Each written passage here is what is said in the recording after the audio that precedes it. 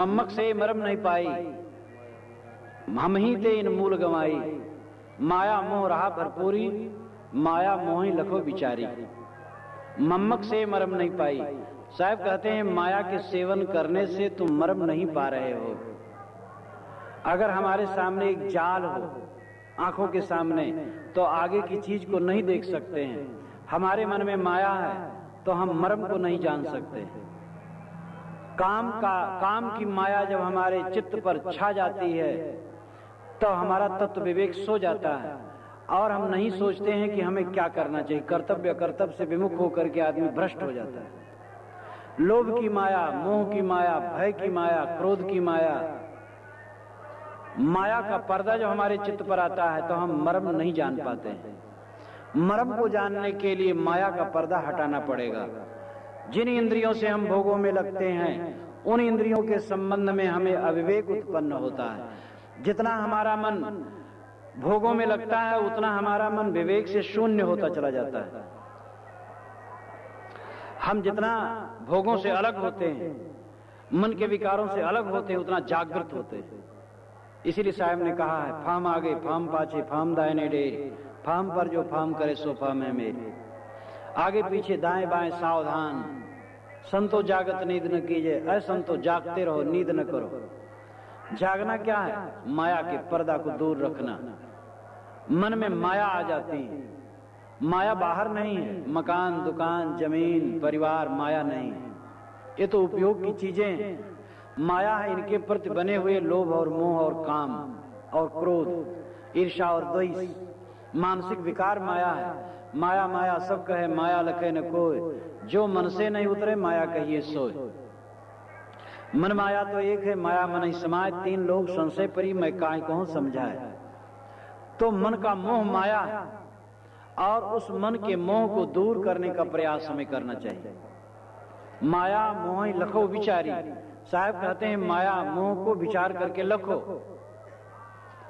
जब तक माया मोह पर विचार न करोगे तब तक वो पर्दा फटेगा नहीं।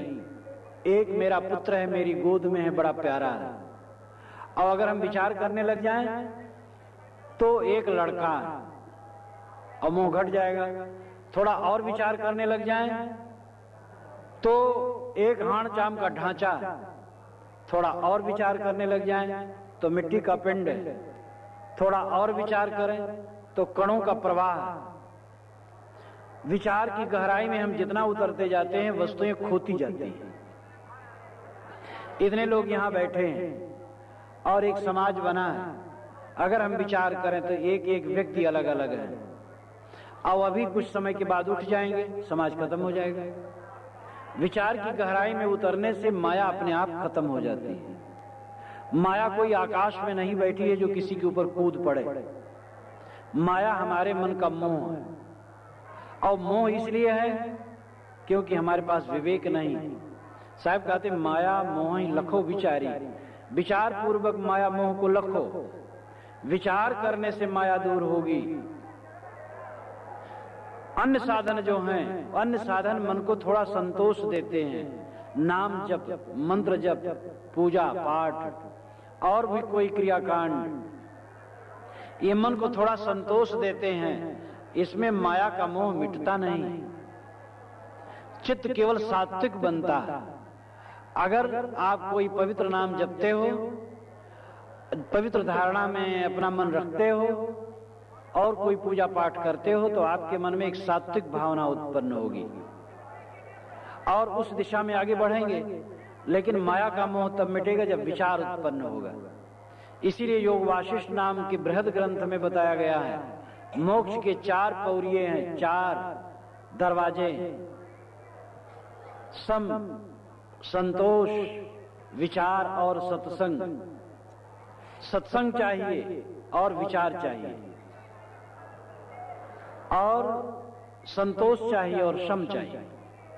उसमें विचार प्रधान है। विचार बनता है सत्संग से। विचारवाना आदमी जहां कहीं रहता सुखी रहता है। जाहि को विवेक ज्ञान ताहि को कुशल जान, जाहि और जाय वाको वाहि और सुख है। जो विचार पूर्वक खाता है, विचार पूर्वक पीता है, विचार पूर्वक पहनता है, विचार पूर्वक संबंध जोड़ता है, विचार पूर्वक संबंध तोड़ता है, विचार पूर्वक आता और जाता है, विचार पूर्वक बैठता और बोलता है, सारा काम विचार पूर्वक करता है, उसकी जिंदगी में द्वंद्व नहीं रहता। जो बिना विचारे बोल देता है, पीछे फजीयत होता है, उसका मन ही उसे परेशान करता है पीछे। जो बिना विचारे खा लेता है, पीछे परेशान होता है, बिना विचारे संबंध जोड़ लेता है, वो परेशान होता है। बिना विचारे कुछ करोगे उसका परिणाम दुख है, और विचार पूर्वक करो उसका परिणाम सुख है। मानव की मानवता विचार में, मानव विचार प्रधान प्राणी है और कोई प्राणी विचार प्रधान नहीं। मानव के अलावा जितने प्राणी हैं वे प्राकृतिक नियमों में बंधे अपने चक्कर में चलते हैं, उन्हें विचार करने की आवश्यकता भी नहीं। पशु जो मांसाहारी हो मांसाहारी, जो शाकाहारी हो शाकाहारी है, न विचार वहां है न विचार से परिवर्तन है। कुत्ता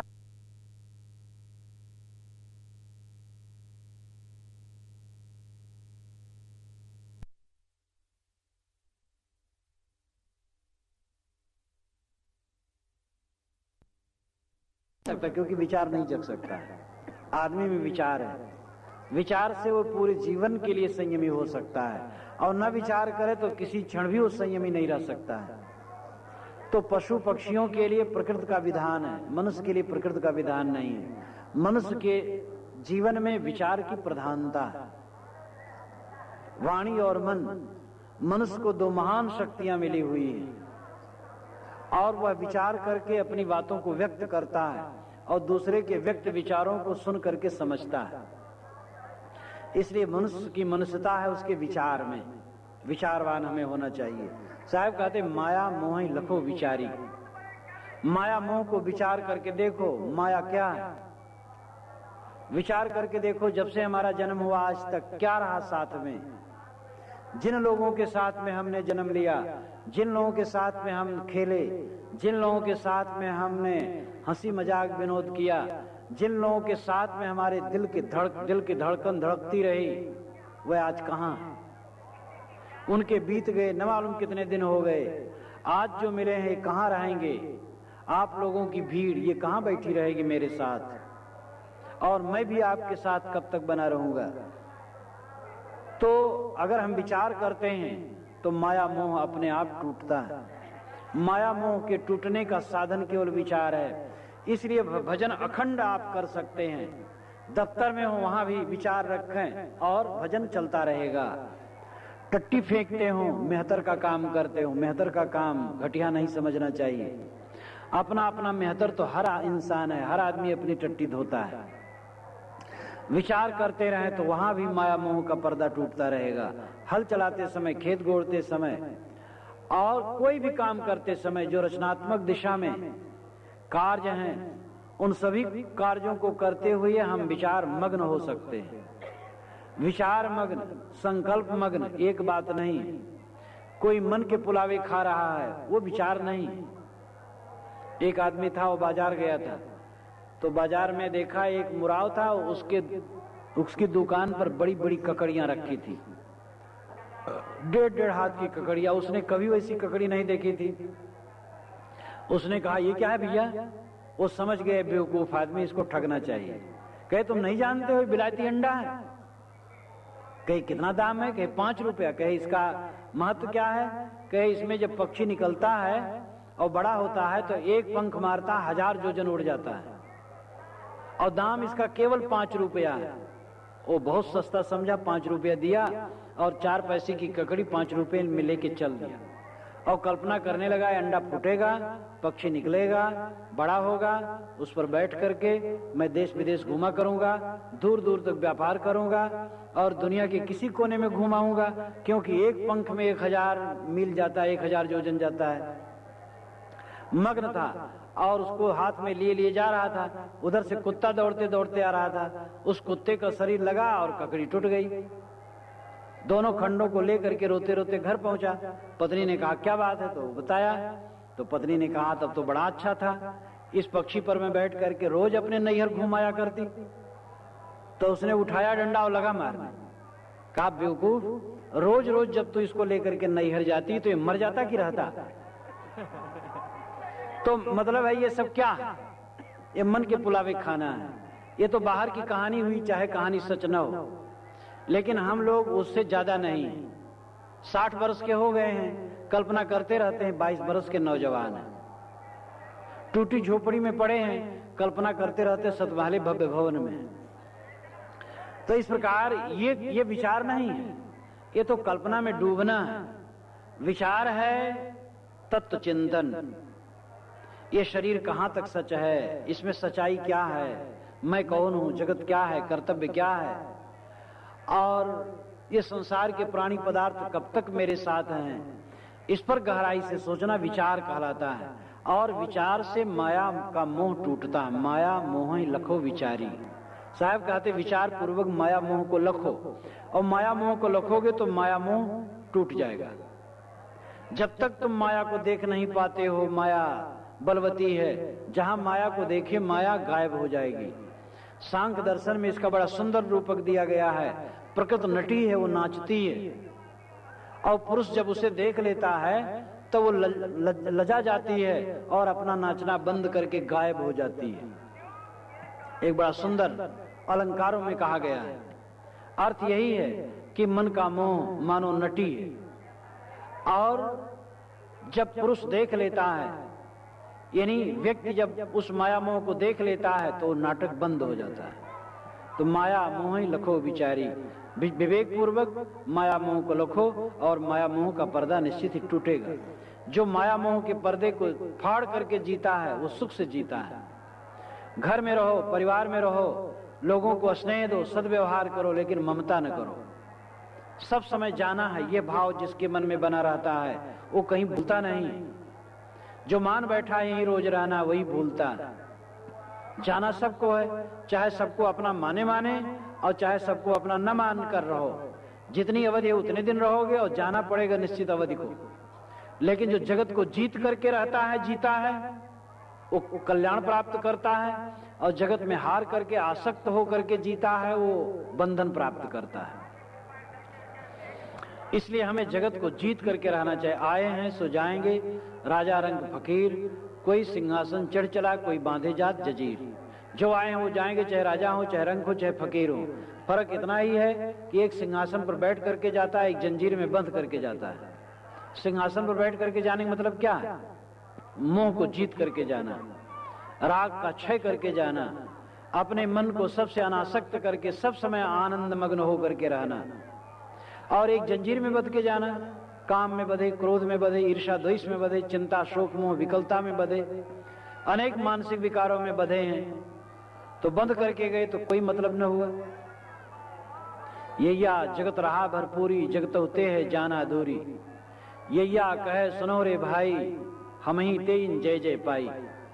यह अक्षर से सदगुरु उपदेश करते, यैया जगत रहा भरपूरी। यह अक्षर कहता है कि जगत भरपूर है, भीतर बाहर जगत धू धू करके गुजर रहा है। लेकिन साहब कहते जगतों ते है जाना दूरी। इस जगत से तुम्हें दूर जाना है, इस पर होश करो, ध्यान दो। ये देखो बाहर जगत धू धू कर रहा है, कितना हल्ला गुल्ला चारों तरफ, कितने आदमी, मानो ये तो मेला है। नगर में जाओ वहां भी दशा है, जहां कहीं भी जाओ सब जगह ये संसार है, थोड़ा कम या ज्यादा। तो संसार बाहर धू धू करके गुजर रहा है और भीतर धू धू करके गुजर रहा है। ये बाहर का संसार तो कोई बात नहीं, लेकिन जो भीतर धू धू करके गुजर रहा वही महाबंधन है। ये संसार का राग, ये प्राणियों की ममता, पदार्थों का लोभ, कामासक्ति, द्वेष, ईर्ष्या, घृणा, चिंता, शोक, मोह, ये अंदर का जगत है। और हमारे अंदर और बाहर दोनों तरफ जगत धू धू करके गुजर रहा है। और इस जगत को साहब कहते जगत होते हैं जाना दूरी। ये समझ लो, जो तुम बाहर देख रहे हो इससे दूर जाना है, और भीतर जितने तुम्हारे गर्दा गुब्बार है वो भी झूठे हैं और उनसे भी आगे जाना है। लेकिन हम भ्रमित हैं और हम संसार को क्षय नहीं कर, संसार का क्षय नहीं करते। संसार का क्षय का मतलब है हमारे मन में जो संस्कार है वही संसार है और उसी का क्षय करना है। बाहर हल्ला गुल्ला होता रहे, ये तो होता रहेगा, अंदर का हल्ला गुल्ला बंद करना चाहिए। अंदर का राग, अंदर की लिप्सा, अंदर की आसक्ति, अंदर का मोह, इसका क्षय करना चाहिए। अगर अंदर का जगत शांत हो जाए तो हमारे लिए मानो जगत शांत हो जाए। अब अचानक शांत होगा, अचानक प्राणायाम जाएंगे और सब जहां का तहां पड़ा रह जाएगा। इसलिए पहले हमें अंतर जगत को शांत करना चाहिए। मन में जो मोह की रस्सी है उसको काटना चाहिए। मोह निशा सब सोनहारा, देखहि सपन अनेक प्रकारा, यही जग जामिन जागहि जोगी, परमार्थी प्रपंच वियोगी, जानी तबहि जीव जग जागा, जब सब विषय विलास विरागा। गोस्वामी जी कहते हैं माया मोह में सब सो रहे हैं और इस जगत में जागने वाला वही है जो माया मोह का परित्याग कर देता है। एक ही ईश्वर चारों तरफ से, कुरान उठा करके देखो वहां भी ये बात आती है, बाइबल उठा करके देखो वहां ही बात आती है, वेद शास्त्र देखो, संत वाणी देखो। परमार्थ का सार तत्व यही है, सबसे अनासक्त हो जाओ। लोग कहते हैं अनासक्त हो जाएंगे तो व्यवहार कैसे करेंगे। आसक्त आदमी व्यवहार दूषित करता है, अनासक्त आदमी व्यवहार पवित्र करता है। जो अनासक्त है वह शुद्ध प्रेम करता है और जो आसक्त है वह ममता करता है और ममता में विषमता होती है। जो ममता करता है वो बैर बिना किए रह नहीं सकता है। एक जगह ममता करेगा तो दूसरी जगह बैर करेगा। जो ममता नहीं रखता है उसके चित्त में समता होती है। इसलिए अनासक्त पुरुष का व्यवहार जगत में पवित्र होता है। दुनिया में जितने अनासक्त पुरुष हुए हैं उनका व्यवहार कितना उत्तम रहा है। प्रसिद्ध संतों को लो, प्रसिद्ध संतों का उदाहरण सभी जानते हैं, लेकिन प्रसिद्ध संतों को छोड़ करके सामान्य संत भी होते हैं, सामान्य गृहस्थ भी होते हैं। गृहस्थों में भी ऐसे ऐसे लोग हैं जो ममता को जीत करके हैं, उनका व्यवहार भी बहुत बढ़िया होता है। नाम तो प्रसिद्ध लोगों का जानते हैं, जो प्रसिद्ध नहीं उन्हें नहीं जानते हैं, लेकिन ऐसे भी लोग होते हैं। महाराज राम भाई के साथ सुंदर व्यवहार किए थे, वो बहुत प्रसिद्ध हैं। लेकिन आप लोगों के बीच में भी ऐसे लोग हैं जो भाई के साथ उत्तम व्यवहार करते हैं, उनको लोग नहीं जानते, वे प्रसिद्ध नहीं है। तो कोई भी हो, इसलिए उदाहरण तो हम प्रसिद्ध लोगों का देते हैं। दुनिया में जितने अनासक्त पुरुष हुए हैं वही जन कल्याण करने में ज्यादा डट पड़े हैं, वही लोक मंगल किए हैं। और जो अनासक्त होगा उसका व्यवहार पवित्र होगा, निश्चित है। इसलिए यैया जगत रहा भरपूरी, जगत होते है जाना दूरी। साहब कहते जो जगत तुम्हारे में भरपूर हो रहा है, जो जगत तुम्हारे में धू धू करके रात दिन गुजर रहा है, उस जगत से तुम्हें दूर जाना है। ये मित्रों के चेहरे, ये प्राणियों के चेहरे, ये पदार्थों के रंग रौनक अंत में सब धुल जाएगा और सबसे आंखें बंद हो जाएंगी और अकेले चल देना पड़ेगा। उस दिन करो रे मनवा दिन की तदबीर, ये वचन कितना तीर के समान है। जगत होते हैं जाना दूरी, यह जगत रहा भरपूरी। जगत भरपूर है, जगत में हम डूबे हैं, लेकिन जगत से दूर जाना है। घर मकान परिवार धन संपत्ति जिसमें हम अत्यंत आसक्त हैं, एक क्षण के लिए छोड़ना पिनाक हो रहा है, वो सब समय के लिए आंखें ढकते ही गायब हो जाएंगी। इस चीज को जो समझता है पहले जागता है, पहले उनको लेकर के दुर्व्यवहार नहीं करता है। आत्मा परमात्मा संबंधी सारी बातें, धर्म कर्म संबंधी सारी बातें, साधना संबंधी सारी बातें तभी सफल होती हैं जब आदमी का चित्त अनासक्त हो। गीता में अनासक्त योग का बारंबार जो वर्णन किया गया है इसीलिए किया गया है। और समस्त संतों ने जो कहा, कबीर साहब ने कहा, कहीं कबीर सो उबरे जाहि न मोह समाए। बहुत छोटा सा वचन है, कहीं कबीर सो उबरे जाहि न मोह समाए। जिसके मन में मोह नहीं समाता है वो उबरता है, जो मोह में डूब जाता है वो नहीं उबरता है। इसलिए जगत होते हैं जाना दूरी, इस जगत से हमें दूर जाना है, इसकी सावधानी रखनी चाहिए। कहां दूर जाना है? किसी लोकांतर में जाना है? लोकांतर में नहीं जाना है। दूर जाने का मतलब इन सब का विस्मरण हो जाएगा, इन सब का संबंध कट जाएगा।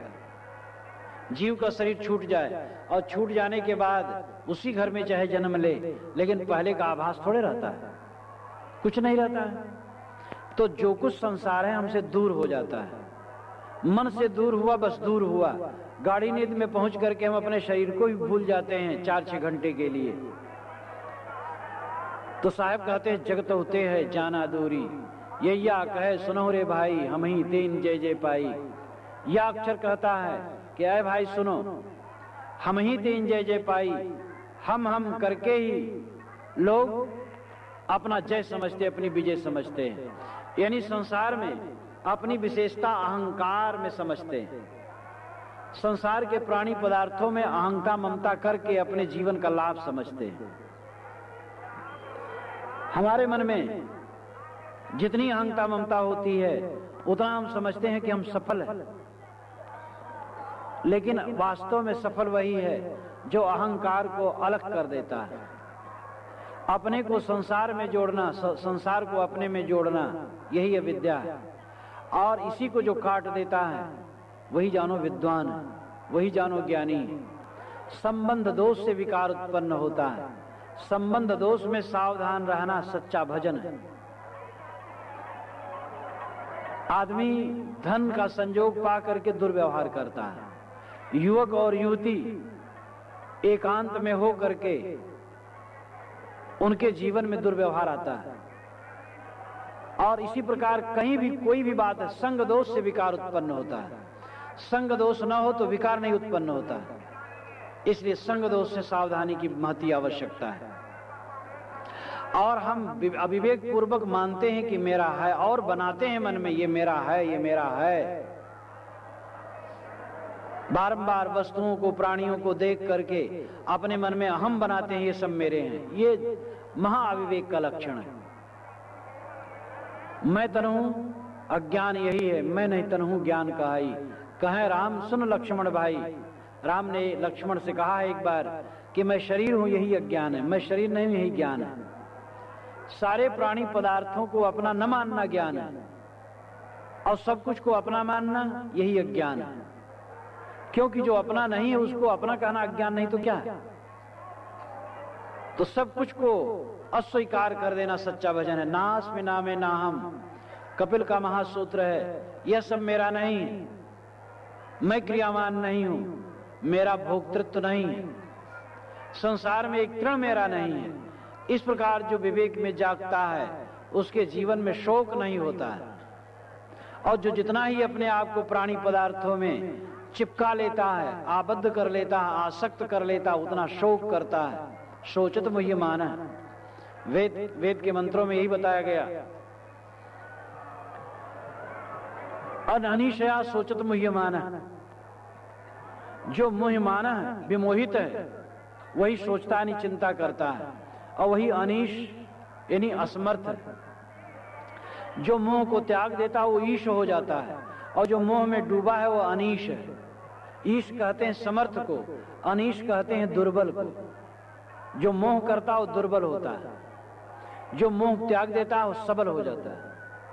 जो सबल होता है वही अपना और दूसरे का कल्याण करता है। भारत को आजाद करने के लिए गांधी जी ने जब आंदोलन चलाया तो उन्होंने कहा लोगों से कि आप लोग शादी मत करो, अगर शादी नहीं की हो तो शादी मत करो, और शादी कर लिए हो तो पति पत्नी भाई बहन बन जाओ, अनासक्त हो, तब देश का कल्याण होगा। और अपने बीवी बच्चों में, अपने पति परिवार में तुम लोग आसक्त रहोगे तो देश का कल्याण नहीं होगा। मन उसमें लगा रहेगा, राग में पड़े रहोगे। देश को आजाद करना है, अंग्रेजों को भगाना है, स्वतंत्रता के लिए जरूरी है, ब्रह्मचर्य का पालन करो, शादी मत करो। और शादी कर लियो तो भाई बहन बन जाओ आपस में। उनकी बात लोग मजाक करते थे कि तुम बेकार की बात कहते हैं बापू, लेकिन उनकी बात में सार था। जिसका मन अनासक्त होता है वो ज्यादा समर्पित हो सकता है, आसक्त आदमी उतना समर्पित नहीं हो सकता है। तो माया मोह ही लखो विचारी, जैसे साहब ने कहा विचार पूर्वक माया मोह लखो, उसी प्रकार कहा जगत होते है जाना दूरी। और उसी प्रकार कहा कि उसके विरोध में साहब ने कहा कि आदमी और क्या करता है, वो हम करके समझता है कि हमारी विजय होगी, हमें शांति मिलेगी, हमारे जीवन में कल्याण होगा। मेरा है मेरा है मेरा है, ऐसा मान मान करके अपना कल्याण समझता है। लेकिन हमारा अहम ही हमें डुबाता है। जब हम किसी प्राणी पदार्थ से अपना अहम जोड़ लेते हैं, वही हमारा भवबंधन बनता है, वही हमारे अंदर में जगत की रचना होती है। ये बाहर का संसार हमारे में प्रतिबिंबित होता रहता है, और उन प्रतिबिंबों को रागात्मक दृष्टि से जितना हम ग्रहण करेंगे उतना हमारा भवबंधन बनेगा। और ऐसे भवबंधन में किसी को न ध्यान लगेगा, न समाधि लगेगी, न शांति मिलेगी। इसलिए जो संसार के प्रतिबिंब हमारे मन में पड़ते हैं, उन प्रतिबिंबों को हमें खोना चाहिए, अनासक्त होना चाहिए। तो जगत होते है जाना दूरी, ये या कहे सुनो रे भाई, हम ही तेन जय जय पाई। रर्रा रार रहा अर्झाई, राम के कहे दुख दारिद जाई। रर्रा कहे सुनो रे भाई, सदगुरु पूछ के सेवो जाई। रर्रा रार रहा अर्झाई, रा अक्षर से सदगुरु उपदेश करते हैं कि संसार में झगड़ा उलझा हुआ है। सब जगह देखो झगड़ा है, परिवार में झगड़ा है, समाज में झगड़ा है, देश में झगड़ा है, अंतर्राष्ट्र में झगड़ा है, हर जगह झगड़ा, हर जगह आदमी उलझा है, क्योंकि अपने मन का न होना सबसे बड़ा असंतोष का कारण है। और झगड़ा कहाँ होता है? जहां मन का नहीं होता है। सारे झगड़े का समाधान सदगुरु ने किया है कि अपने अंदर का झगड़ा मिटा लो तो बाहर का झगड़ा मिट जाएगा। घर हिम बाबुल बाढ़ रार, उठ उठ लागल चपल नारी। ये हृदय अंदर में ही झगड़ा बढ़ा हुआ है, और उठ उठ करके चपल स्त्रियां लगती हैं। चपल स्त्रियां क्या हैं? वासनाएं, वृत्तियां, इंद्रियां, इनका झगड़ा। जो घर का झगड़ा, कहीं कबीर सोई जन मेरा, जो घर की रार निवेरे, जिसके हृदय का झगड़ा खत्म हो जाता है, उसका बाहर का झगड़ा भी खत्म हो जाता है। जिसका मन उलझा होता वही बाहर झगड़ा करता है, जिसका मन सुलझा वो झगड़ा नहीं करता है। लेकिन सबसे बड़ा झगड़ा है राम का। राम कहीं बाहर है, आदमी इस झगड़े में पड़ा। रर्रा रार रहा रजाई, राम के कहे दुख दारिद्र जाई। राम के कहने मात्र से दुख दरिद्रता चली जाएगी। साहब कहते ऐसी बात नहीं। रर्रा कहे सुनो रे भाई, सदगुरु पूछ के सेवो भाई। सदगुरु से पूछो कि राम क्या है, और तब राम का सेवन करो, तब कल्याण होगा। राम शब्द कहना मात्र पर्याप्त नहीं है, जैसे पानी शब्द कहना मात्र पर्याप्त नहीं है। पानी की उपलब्धि का रास्ता ढूंढो, कैसे पानी मिलेगा? हम लोग बैठ करके पानी पानी कहें 1 घंटा, 2 घंटा, 24 घंटा, तो पानी की एक बूंद भी उपस्थित नहीं होगी। हम लोग यहीं बैठे बैठे दिल्ली दिल्ली करें तो दिल्ली कभी नहीं यहां आ सकती है। दिल्ली को समझना होगा, पानी को समझना होगा, पानी कहाँ मिलता है, दिल्ली कहाँ है, हर बात में विचार की आवश्यकता है। साहब कहते सदगुरु पूछ के सेवा आई। सदगुरु से पूछो कि राम क्या और राम कैसे मिलता है, राम मिलने जैसी बात क्या, ये सब समझो। सच्चे सदगुरु होंगे तो बताएंगे कि राम तेरे अंदर में है, तेरी अपनी चेतना से अलग राम नहीं है, और उसको पाना नहीं है, वो नित्य प्राप्त है, उसका केवल विस्मरण है, स्मरण में लाना है। हम भूल गए हैं राम को, मन में हो गया है काम, इसलिए राम भूल गया है। काम को जितना छोड़ेंगे राम, उतना हमारे जीवन में राम की स्थिति होगी। काम का मतलब वासना, काम का मतलब वही जो जगत रहा भरपूरी, मन में जो जगत पूर रहा है, मन में जो वासनाएं और संस्कार भरे हुए हैं वही काम है। मन में जो विकार भरे हुए वही काम है। मन में तो एक ही वस्तु रहेगी। कबीर मन तो एक है, भावे तहां लगाओ, भावे गुरु की भक्ति करो, भावे विषय कमाओ। साहब कहते हैं मन एक है, उसको जहां चाहो लगाओ, चाहे गुरु की भक्ति करो, चाहे विषय की कमाई करो। एक काल में मन में 2 वस्तुएं स्थित नहीं हो सकती, राम या काम एक ही रहेगा। इसलिए काम को दूर करो और राम में रमो। तो साहब कहते सदगुरु से पूछो कि राम तत्व क्या, और पूछ करके उसका सेवन करो। राम नाम जपने या और किसी नाम जपने का जो प्रावधान नाना मतों में किया गया है, वो सामान्य साधकों के लिए एक आरंभिक साधना है, और वो गलत नहीं। कोई किसी को राम शब्द में निष्ठा है, लेकिन दूसरे को अल्लाह शब्द में निष्ठा है। कोई और शब्द कह सकता है, वो शब्द अपना अपना जो प्रिय हो। ये मनोवैज्ञानिक तथ्य है। अगर आपके मन में काम वासना की विह्वलता आ गई है और उसी समय कोई कह दे कि तुम्हारे घर में आग लग गई, तो काम का पता नहीं कहां भाग जाएगा, मन में एकदम भय आ जाएगा। एक भावना आने से दूसरी भावना दब जाती है, ये मनोवैज्ञानिक तथ्य है। तो मन में काम वासना आई, राम राम जोर से कहने लगे तो काम वासना दूर हो सकती है। अल्लाह अल्लाह कहने लगे तो दूर हो सकती है। या और भी कोई शब्द कहने लगे, जो शब्द आपको प्यारा वही कहने लगे तो दूर हो सकती है। तो मनोवैज्ञानिक तथ्य है। चिलचिली धूप में आप चलिए और जोर से कल्पना कर लीजिए ठंडी लग गई, तो क्षण मात्र के लिए शरीर में सिहरन आ सकती है। और कठिन ठंडी में कल्पना कर लीजिए गर्मी लग गई, तो क्षण मात्र के लिए आपका मस्तक पसीज सकता है। ये मनोविज्ञान है। तो विविध मतों द्वारा जो नाना प्रकार की उपासनाओं का प्रावधान है, उन सब का अपना अपना महत्व है। इसलिए यहां से यह खंडन नहीं है कि अमुक प्रकार का पूजा जो अमुक मत वाले हैं ना करें, अमुक मत वाले अमुक नाम न जपें। जिस मार्ग में, जिस पंथ में, जिस संप्रदाय में जो हैं, अपने अपने ढंग से जो उनकी सूझबूझ हो ऐसी उपासना करें, लेकिन तत्व को समझने की चेष्टा करें। रोते हुए बच्चे के हाथ में माता चटुआ दे देती है, तो चटुआ मुंह में डाल करके वो चाटने लगता है तो समझता है दूध आ रहा है, लेकिन इसीलिए चुप हो जाता है, परंतु दूध तो आता नहीं है। जब देखता है कि भूख नहीं गई, तब कुछ समय के बाद चटुआ फेंक करके रोने लगता है। असली दूध के बिना कभी बच्चे का पेट भरेगा नहीं। इसी प्रकार असली राम तत्व के बोध बिना कभी जीवन में विश्राम नहीं होगा।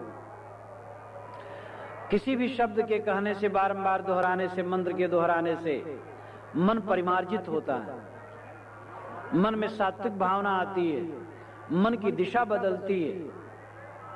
लेकिन तत्वबोध, आत्मबोध की बड़ी जरूरत है। जो चाहो निज तत्व को शब्द ही ले ऊपर, निज तत्व, आत्म तत्व, निज स्वरूप का ज्ञान, राम का ज्ञान, राम का बोध, ये शब्द अलग अलग है, चीज एक है। साहब कहते सदगुरु पूछ के सेवा हुआई।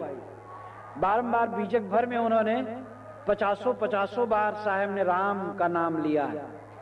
राम, कबीर साहब का राम उपासनी है। हम लोग राम उपासक हैं। कौन राम?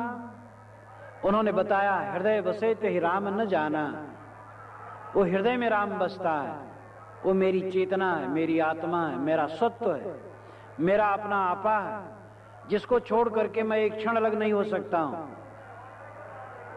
लेकिन अलग नहीं हो सकते हुए भी उसको मैं विस्मृत रखता हूं, इसलिए दरिद्र बने भटकता हूं। और उसी को समझ जाऊं, उसी में विश्राम पा जाऊं, तो सारी दरिद्रता मिट जाए, सम्राटों का सम्राट हो जाऊं। दुनिया में बेचारा सम्राट क्या सम्राट है? सम्राट तो दुखी है, सदैव भयभीत है, और उसके चारों तरफ बंदूकधारी पहरा देते हैं। सम्राट कहने भर का सम्राट है। सच्चा सम्राट वह है जो बाहर से लौट करके राम में रम गया, जिसने राम में विश्राम पाया। तो कबीर साहब का राम उपासनी है।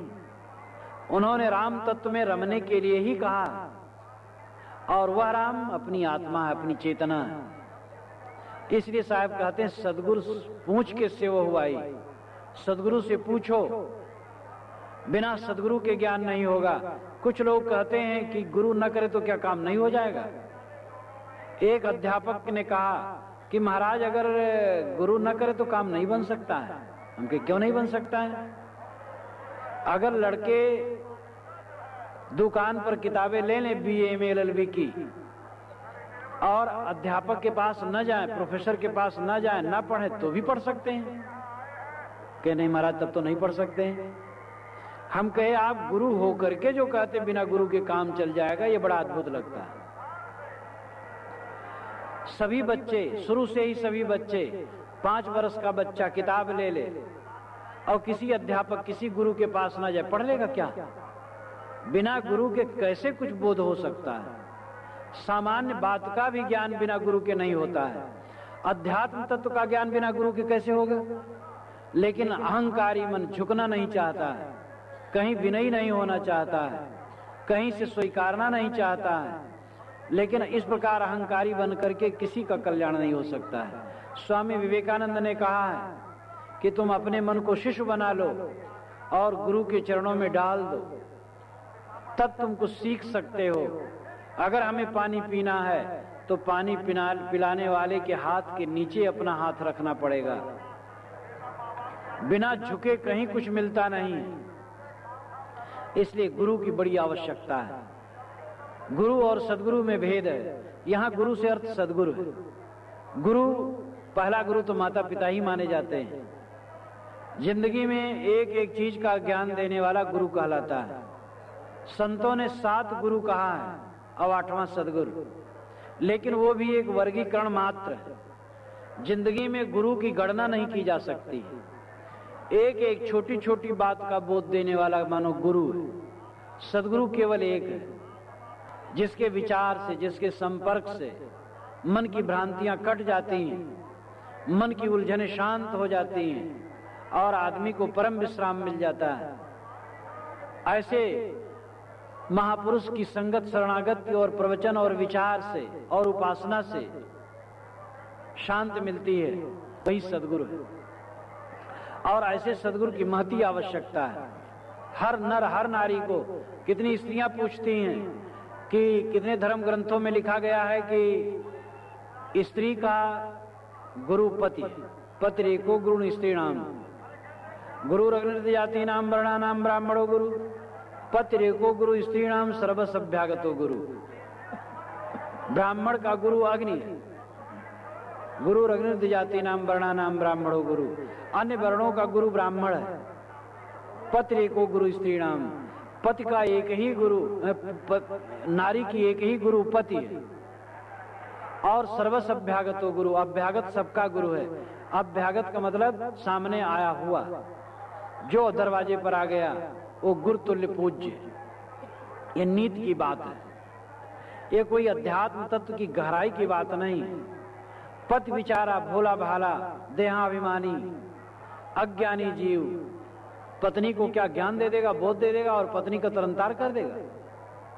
ये ठीक है, पति पत्नी के मधुर संबंध को बनाए रखने के लिए पत्नी पति को श्रेय दे और पति भी पत्नी को श्रेय दे, दोनों मित्र की तरह रहें। दोनों को गुरु की जरूरत है। आत्मबोध के लिए, आत्मशोधन के लिए, साधना की ऊंचाई पर पहुंचने के लिए दोनों को गुरु की आवश्यकता है। इसलिए यह कहना कि पति ही गुरु है पत्नी का, यह बात ठीक नहीं है।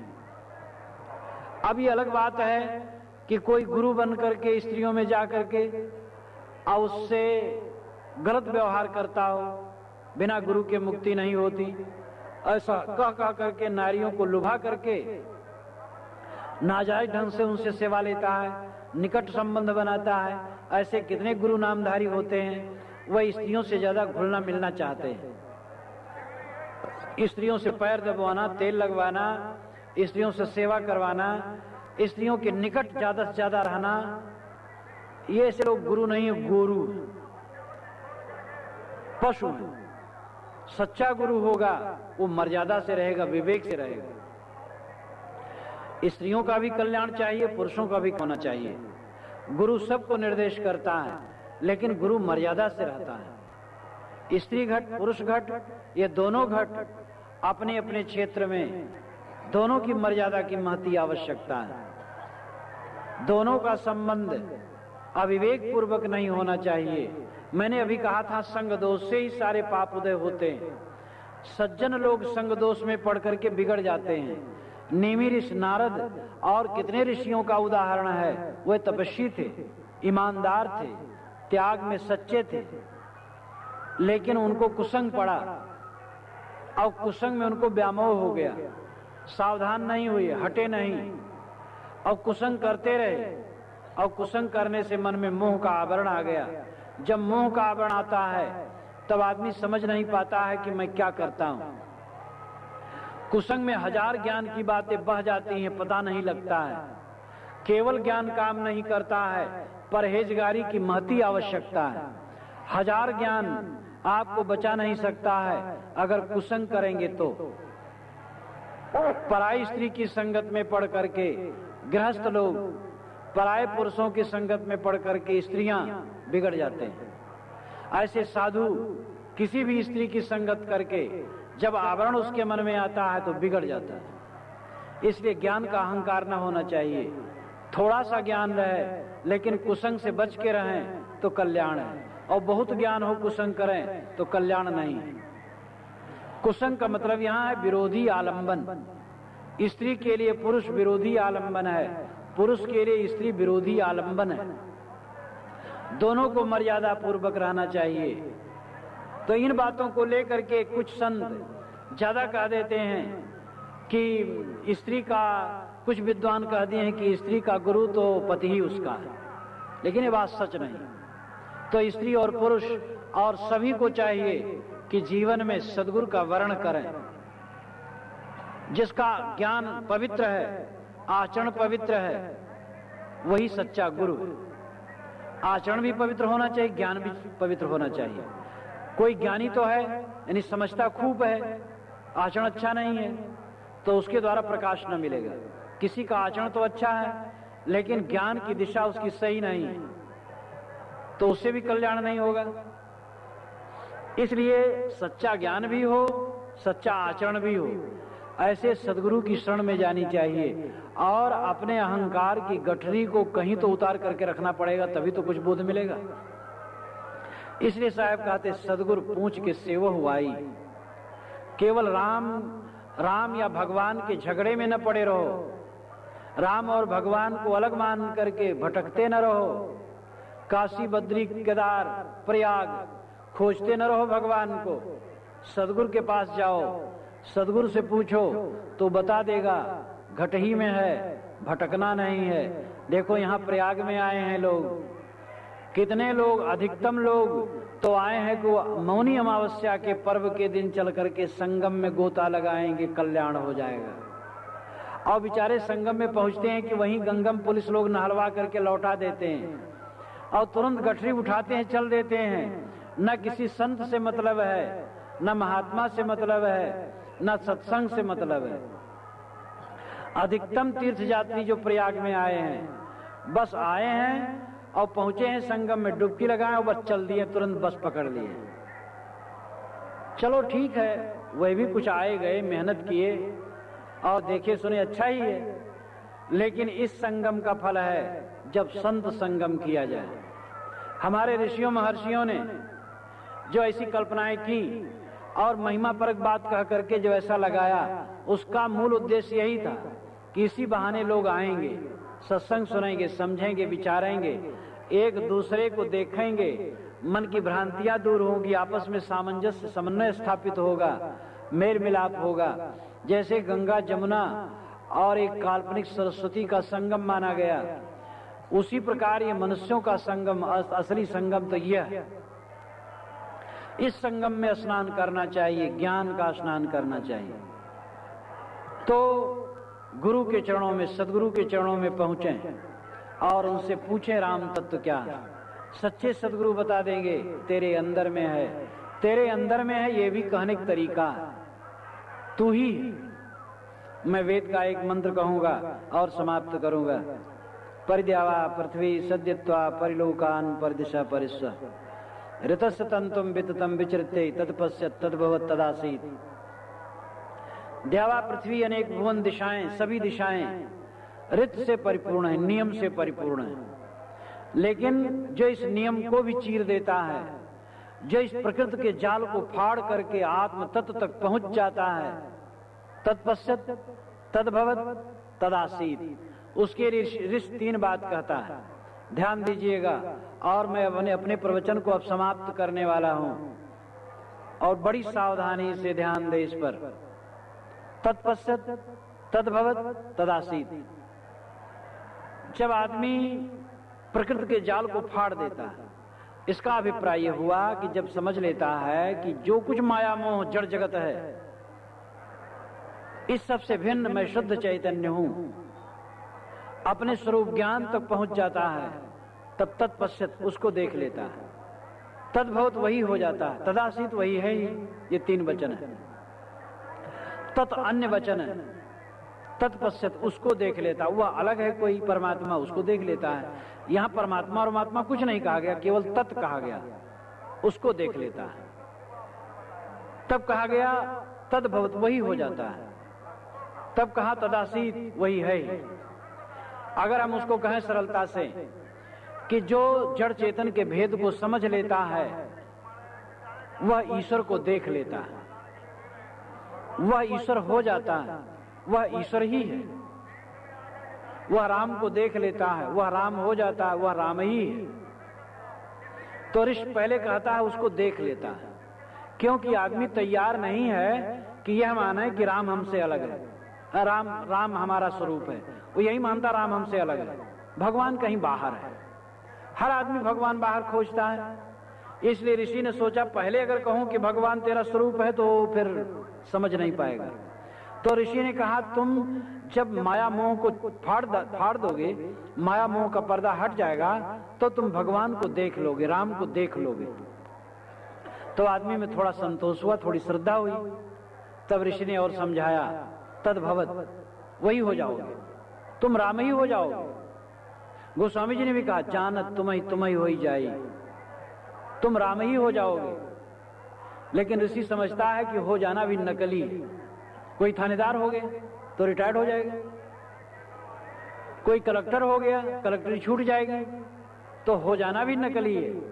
इसलिए इसको अभी पक्का बोध नहीं हुआ होगा। तब कहा तदासीत वही हो ही, तुम दूसरा कुछ नहीं हो, तुम्हें देखना नहीं है, तुम्ही तो सबके देखने वाले हो और तुम ही सबके समझने वाले हो। दृष्टा मंता बोधा साक्षी ज्ञाता तुम ही हो। इसलिए साहब कहते हैं सदगुरु पूछ के से वो हुआई। राम का झगड़ा चारों तरफ है, राम कहां मिलेगा। साहब कहते हैं राम का झगड़ा तभी मिटेगा जब सदगुरु के पास जाओगे, वो बता देंगे कि तेरे अंदर है, हृदय में बसा हुआ है, मगर बदगुमानी मुझे लेकर फिरता कहीं का कहीं। मेरी बदगुमानी, मेरी भ्रांति, मेरा अविवेक मुझे चारों तरफ से भटका रहा है और ये भटकाव सदगुरु की शरण में ही समाप्त होगा। अब सदगुरु में भी बहुत अंतर है। गुरु गुरु बहु अंतरा। गुरु नाम से इतने लोग हैं कि जिसका ठिकाना नहीं, भटक जाओ। इसलिए अपने विवेक को जगाना पड़ेगा, गुरु को भी परखना पड़ेगा। कहा जाता है कि कबीर साहब की शरण में एक नौयुवक गया काशी में। कबीर साहब बहुत बूढ़े हो गए थे, शायद उनकी उम्र 117-18 की रही होगी, क्योंकि 119 में वे मगहर चले गए थे, बहुत बूढ़े थे। तो एक नौजवान कबीर साहब की महिमा सुन करके काशी में गया उनके आश्रम पर। तो आश्रम से पहले ही 1-2 फरलांग पर एक रास्ते में, उसी रास्ते में एक बूढ़ा बैठा था, बूढ़ा साधु। तो उसने कहा है बाबा, वो कबीर साहब का आश्रम किधर है? उन्होंने इशारा कर दिया। तो कहा लेकिन तुम बड़े वाहियात हो, बूढ़े हो गए हो, अकल नहीं है, बीच रास्ते में बैठे हो, हट जाओ।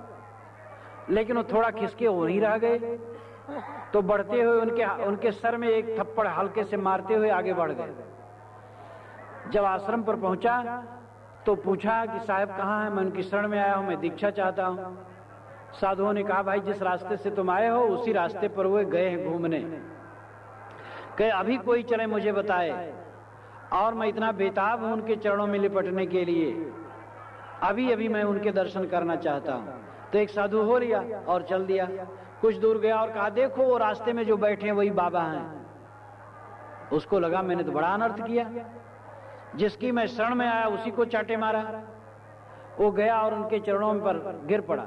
कहा महाराज मैं आपको गुरु रूप में स्वीकार करने आया हूं, लेकिन आपको मैंने चांटे लगाया, ये मेरा अपराध कैसे क्षमा होगा? साहब ने कहा, भाई देखो, एक हंडी कोई खरीदता है तो ठोक लेता है,